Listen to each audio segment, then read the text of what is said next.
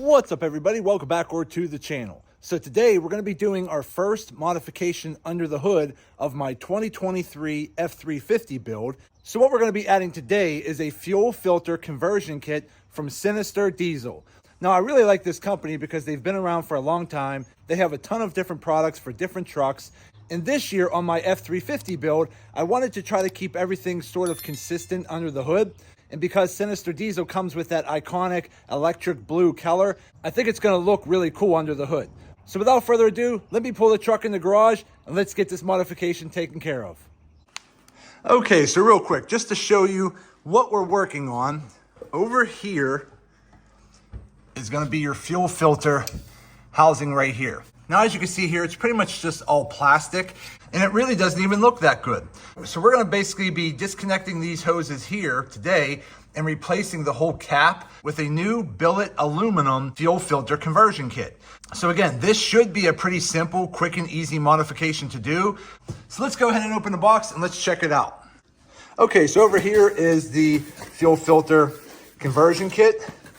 Okay, we have a nice little decal here from Sinister Diesel.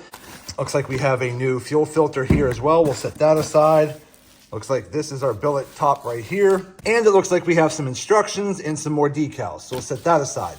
So if we just go ahead and open this up, there you go. So this right here is the Sinister Diesel fuel filter conversion kit for the newer model Super Duties. And again, I have a 2023 F350 high output diesel. So this is supposed to fit. So it looks like you already have a couple plugs right here. So over in this package is an additional port. So depending on your truck, whether or not you have 2 or 3 ports, you're either going to plug this third port here with the included plug, or you're going to go ahead and add this port into that third opening right there so that you can have 3 opening ports right there. So let me start working on taking apart these hose clamps right here. So let me start working on that real quick and I'll be right back.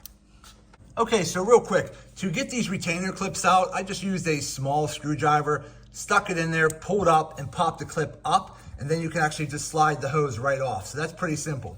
I'm gonna go ahead and just tuck a rag down here for now, just because I'm sure when I unplug these, some fuel might actually come out. So on the back one here, you're gonna pull this back clip just straight out the back.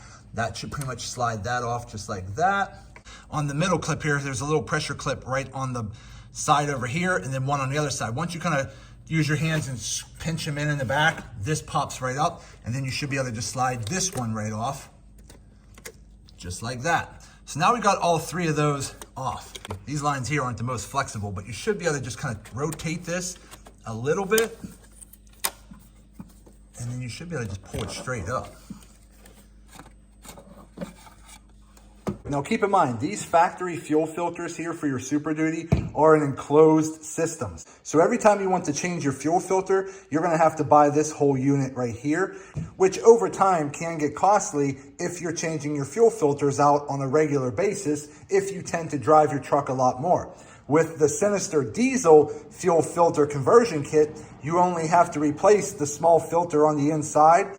Now I just got to go ahead, thread in this port here on the end over here. Make sure it's nice and tight, but not too tight, because when working with aluminum, if you over tighten it, you could strip it out. So just make sure it's nice and snug and you should be fine.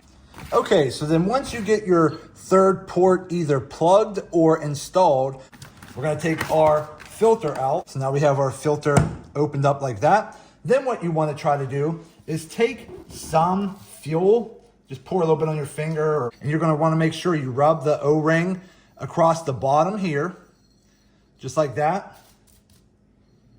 Okay, get it nice and lubed up so it goes in and creates a good seal. Okay, and then you're gonna do the same thing on the top of this. Just take a little bit of fuel from the old housing with your finger and just wet this seal right there. And then you should be good to go with that. Then we're gonna go ahead and take our filter, slide it in, just like that. Make sure it's nice and hand tight. All right, and that's it. So now we just gotta stick this back in the original housing, and we're gonna work on hooking up our hoses. So let me start doing that and we'll be right back.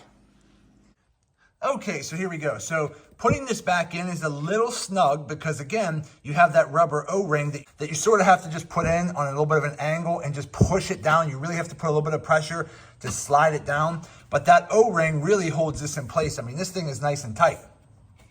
So once you slide this in, there is no locking mechanism. You're just basically sliding it in, and that O-ring is creating a seal against the lower housing, holding this in place. So once you get this pushed back down into the lower housing, you're gonna go ahead and just shift it into the position that the original filter was to line up with your hoses in the front. Then you're gonna make sure your clips are fully extended. You're gonna press your hoses back on until they really go on there nice and tight. You're gonna push your clips in. Make sure you hear that audible click to make sure that they're really nice and seated on there. Put your second one on, that'll slide all the way on. Press that clip in.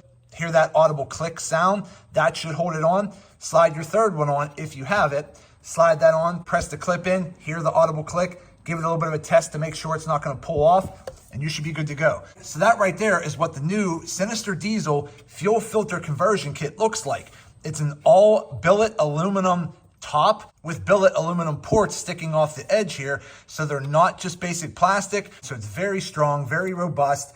It fits perfectly. Everything slides in perfectly. Everything seals perfectly. All of my harnesses connected right to the ports perfectly. There was no issues with that. The filter installed perfectly. So again, everything was a perfect fit. And again, this is a 2023 F350 with the high output diesel. So this right here turned out great and I'm really happy with it. So this right here was a very simple and easy install. It looks awesome and I can't wait to start adding more of their products under the hood. So at the end of the day, my overall impressions of the Sinister Diesel fuel filter conversion kit, I'm definitely gonna give it a thumbs up and give it a go. Okay, so once you get everything hooked up and get all your hoses reconnected, you're gonna wanna make sure you come in, turn the key to the on position, let the fuel pump kind of cycle some of the fuel a little bit, and then once you do that 2 or 3 times, then go ahead and crank it over. The truck started up right away, everything's looking good. I don't see any leaks, everything's nice and tight. But so far, everything's connected, everything's good, and we're good to go. Okay, everybody, so we are finally done. We went ahead and we got the Sinister Diesel fuel filter conversion kit installed on my 2023 F350 with the high output diesel. The installation was a breeze. It really should only take you about 10 minutes to do. It's very easy, very simple. Everything fits perfectly. All of the harnesses connect perfectly. I had 0 issues and it just looks awesome in the truck. So if you're looking for some upgrades for your truck or you're just due for a fuel filter change, definitely recommend checking out the Sinister Diesel fuel filter conversion kit. But that's going to be it for today's video. I hope this video helps some of you out. Do me a favor, hit that thumbs up button and like this video. If you have any questions, go ahead and put them in the comment section and I'll get back to you as soon as I possibly can. And also do me a favor, subscribe to the channel because it definitely helps me out and I greatly appreciate it. So that's it. I just want to say thank you to each and every one of you. Thank you. I truly appreciate you all. And as always, see you in the next video.